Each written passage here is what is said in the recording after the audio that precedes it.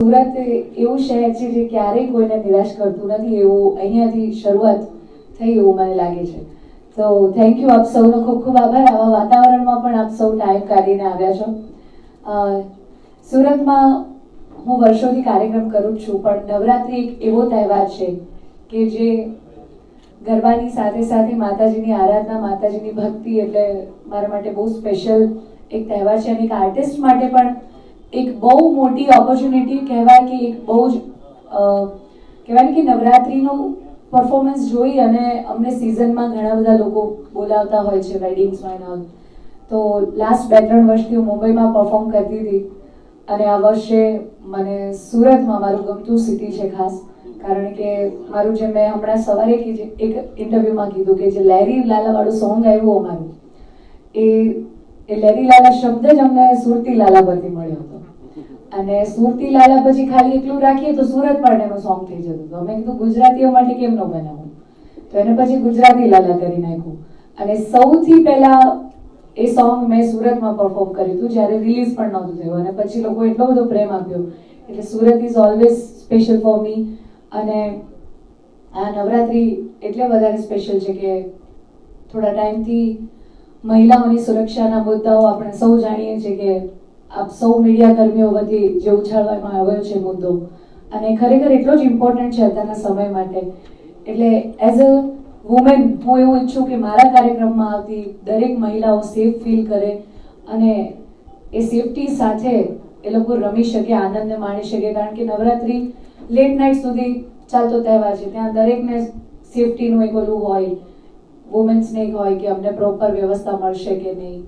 તો એ બધું જ I am very glad and touchwood કે યશવી એન્ટરટેનમેન્ટ જેવા, પરેશભાઈ જેવા ઓર્ગેનાઇઝર્સ મને મળ્યા છે જે આવી નાની નાની વસ્તુઓનું ધ્યાન રાખી અને નવરાત્રી આપણે જેમ કીધું એમ કે સુરતની વચ્ચે આપણે કરી રહ્યા છીએ, જેથી ચારે કોરથી કોઈ બી પબ્લિકને આવવું હોય તો આવી શકે અને અમારી સાથે જોડાઈ શકે. Thank you.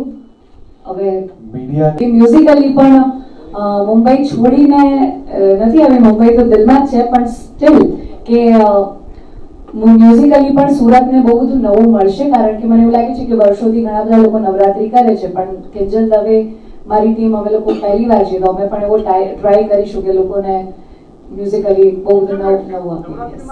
એનું કારણ એ છે કે Gujarat is my home town, મારી જન્મભૂમિ છે. એટલે સ્વાભાવિક છે જ્યાં જ્યાં ગુજરાતીઓ રહેતા હોય ત્યાં જ્યાં વસે ગુજરાતી ત્યાં સદાકાળ ગુજરાતી તો છે જ, પણ જન્મભૂમિ માટે તમને થોડો વધારે પ્રેમ હોય. અને લગભગ છેલ્લા 5-7 વર્ષથી નવરાત્રી મારી લગભગ ગુજરાતની બહાર જ થતી હતી. તો આ વખતે મને એવું હતું કે મારે ગુજરાતમાં નવરાત્રી કરવી છે, અને એમાં સ્પેશિયલી અમદાવાદની મને ઇન્ક્વાયરી હતી, સુરતની હતી.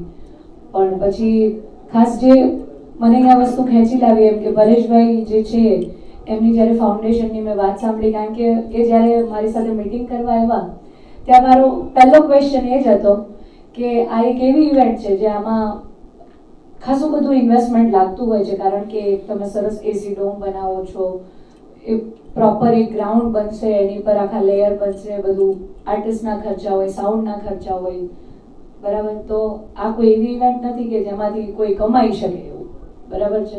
તો નવરાત્રી કરવાનું કારણ શું છે તમારું? પછી મેં જ્યારે ફાઉન્ડેશનની વાત સાંભળી તો ખરેખર એમની જે દીકરીને, અને હું મારા પપ્પાના બહુ નજીક છું, એટલે જ્યારે કોઈ આવી વાત કરે ત્યારે હું સ્પેશિયલ બહુ સેન્સિટિવ વ્યક્તિ છું, એટલે મને લાગી આવે.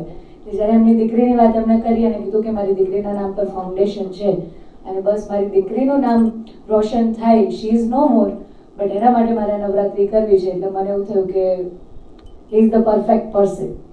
Thank you. સુરતીઓ લહેરી લાલા, ગાંધીજી ગુજરાતી, મોદીજી ગુજરાતી, ગાંધીજી ગુજરાતી, મોદીજી ગુજરાતી, ગુજરાતીઓની બોલબાલા. અમે લહેરી લાલા, અમે લહેરી લાલા, અમે સુરતી લાલા, અમે લહેરી લાલા.